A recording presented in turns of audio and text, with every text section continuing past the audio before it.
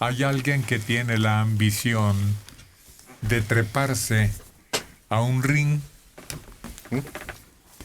pero naturalmente es el Madison Square Garden. Es el escenario de las grandes, fragorosas peleas de los ídolos del boxeo. A Saúl Álvarez por fin se le hará pelear en la llamada Meca del boxeo. La Meca del boxeo. El Canelo debutará en un recinto histórico. El mexicano pedía desde hace tiempo que le montaran un combate en el Madison Square Garden de Nueva York. Pues este sábado se le hará. Enfrentará a un inglés, Rocky Fleming, poseedor del título supermediano de la Asociación Mundial de Boxeo. Es el lugar en el que he querido pelear desde hace mucho tiempo, dijo. Me gusta la idea. Es un sitio muy importante para la historia del boxeo. Ahí han peleado los grandes como Mohamed Ali. Para mí eso es muy importante. Por eso quiero contender ahí. Es un inmueble emblemático y ha tenido 4 edificios en distintas ocasiones. El actual Garden se inauguró el 11 de febrero de 68 y en los últimos años le han metido mucho dinero en remodelaciones. La última y más costosa en 2013, cuando se invirtieron $1,000 millones. El primer Madison, situado en la calle 28, Avenida Madison, en Manhattan, abrió sus puertas con un combate entre Herbert Mount Slade y Jan Mays. ¿Quién sabe quiénes estarán dentro de la historia? El segundo edificio estuvo en pie de 1890 a 1925. Ahí Jack Dempsey noqueó a Bill Brennan en diciembre de 1920. La tercera edificación estaba en la 8ª Avenida, entre las calles 49 y 50. Se abrió en 1925 y cerró en 1968. Albergó la victoria de Jake LaMotta sobre Sugar Ray Robinson en octubre de 1942. O la victoria por nocaut de Rocky Marciano sobre Joe Louis en octubre de 1951. Qué bárbaro, recuerdos. Mi primera impresión, mi primer recuerdo en el pueblo era de decir Joe Louis con una familiaridad como si fuera un pariente cercano. De Joe Louis para acá con Mohamed Ali más adelante. Y después caí en el ratón. Ay, el ratoncito. Sí. Pero lo que era una maravilla era cómo se lograba narrar por radio algo tan visual como es una pelea de box. Sí. Es decir, tenían los términos exactos para describir cada movimiento.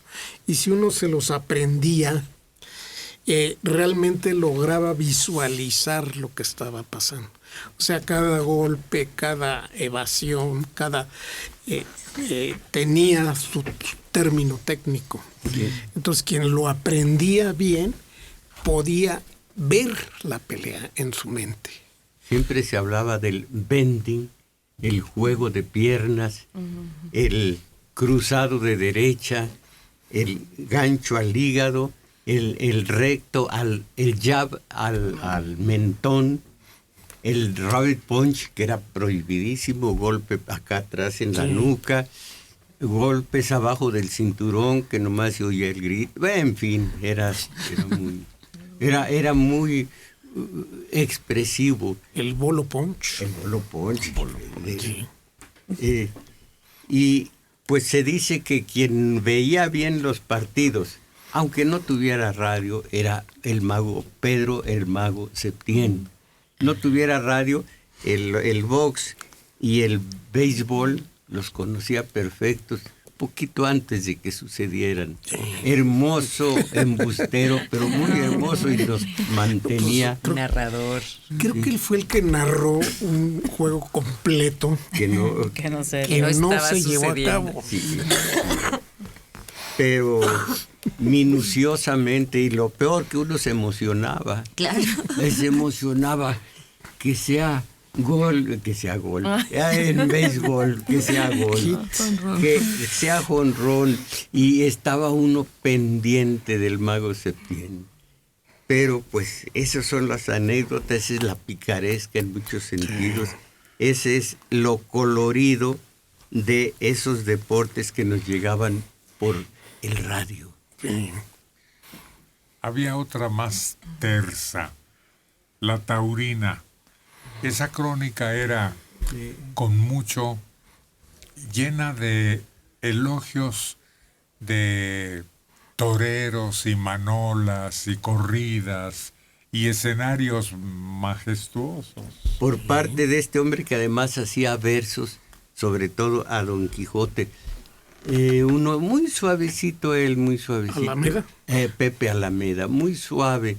Y amaba a Don Quijote. Creo que me dicen que hay unos versos de él en Guanajuato, precisamente.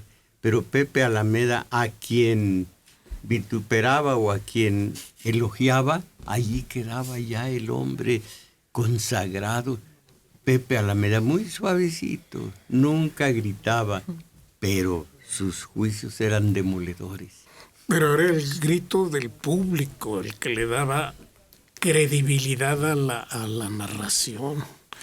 Es decir, él iba narrando y escribía cada uno de los pases y demás, pero si era magnífico, uno lo oía, porque uno oía en el radio el ole y todo eso. Pero también en el box cambió el público, sí, ¿no? Sí, desde luego. Se entusiasmaban al momento en que había un intercambio particularmente fuerte. ¿Cuántos deportes recuerdo yo?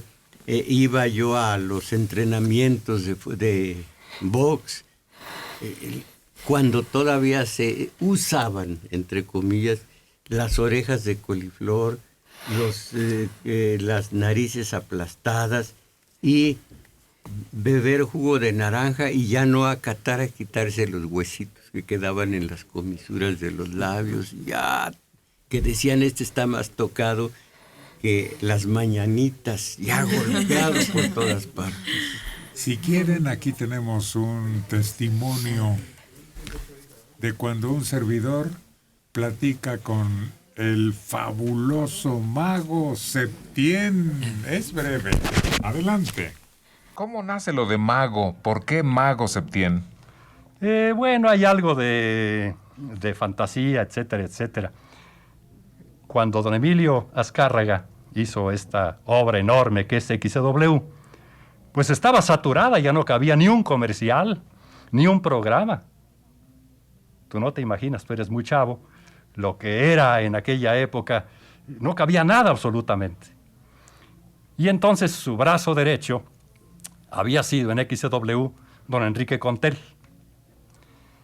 Entonces había que hacer otra estación, como en las ligas mayores, la Liga Americana y la Liga Nacional, y surgió la XCQ. Entonces, don Enrique Contel, pues había hecho Agustín Lara, Toña la Negra, Pedro Vargas, lo que tú conoces, las hermanas Águila, del talento de ese genio de la radio, con la condición de que no utilizara un solo elemento de los que él había hecho inclusive en XCW. Entonces hubo un concurso de locutores en el Teatro Alameda, que era elegantísimo en aquella época, Y yo tuve el gusto de salir de ese concurso junto con Carlos Pickering. Entonces, ¿qué te dijera yo? Yo no quedé como cronista deportivo realmente. Entonces yo considero que yo iba a quedar como voz de leer anuncios, readers, etcétera, etcétera. Y los que habían quedado como cronistas deportivos, que no te digo nombres para no ofender a nadie, vino la transmisión de tenis inaugurando el Deportivo de Chapultepec en 1938, y entonces la primera transmisión inaugurando el estadio de tenis la hacía XEQ. Yo jugaba tenis con Arturo de Córdoba y con Julián Soler porque vivíamos cerca del Junior. Aquí en la colonia Ahí pasaba el tren Primavera, me acuerdo. Primavera, Tacubaya. Entonces todo era llanos. Una que otras casas había nada más. Y entonces íbamos a jugar al Junior. Entonces yo llegué rápido a la estación con mi pantalón blanco y mis raquetas y estaban puestas en la cabina. Entonces llegó el señor Contel, me pidió los audífonos. Entonces volteó y me dice, oiga usted, así como, Ya se te ¿que usted salió. juega tenis? ¿Por qué, señor Contel? Pues aquí veo unas raquetas y usted era muy observador y pantalón blanco. Dije, pues sí, juego de tenis. Ah, pues tú vas a transmitir mañana, me dice la... Le dije, señor Contel, no, pero no es igual leer comerciales a improvisar. No. Mañana tú transmites tenis. Llegué yo al Deportivo Chapultepec, mandaron la transmisión, pues empecé a explicar que la cancha medía X por X, la red, etcétera, etcétera, algo de técnica, y una explicacioncita de lo que era el tenis. Ya luego vino el jugador, Tapia, que había jugado mucho con mi hermana Trini. Bueno, pues una de tus gerentes era una gran tenista en esa época. Ah, sí. A ver, Doña Virginia. doña Virginia y toda su familia, una gran Todos familia de ellos, tenistas. sí. Entonces en esa época figuraban ellos, los Tapia. Entonces le preguntaba ya al operador, que era Chente González, que en paz descanse, oye, ¿no me han cortado? No. Entonces quiere decir que iba bien Éxito. la cosa, sí. Entonces cuando yo llegué después de la transmisión, me dijo, Contel, ya ves, me dice, desde hoy tú vas a ser nuestro cronista deportivo. ¿Qué les parece esa voz tan amigable, tan amistosa, tan popular y tan confiable para los seguidores de algunos deportes, en donde dominaba completamente como ligas mayores? Cuando hablaba de béisbol, bueno, pues simplemente una enciclopedia. El año, el mes, quién fue, cómo lo hizo, qué. Pero era una enciclopedia de veras, sobre todo en béisbol. Lo oí en otras disciplinas, pero el béisbol es el que más, creo yo, dominaba, pero era un lujo de detalles de todo tipo. Fulano que se consagró, quién era su mamá, su tía, la hermana que dio el mal paso, todo.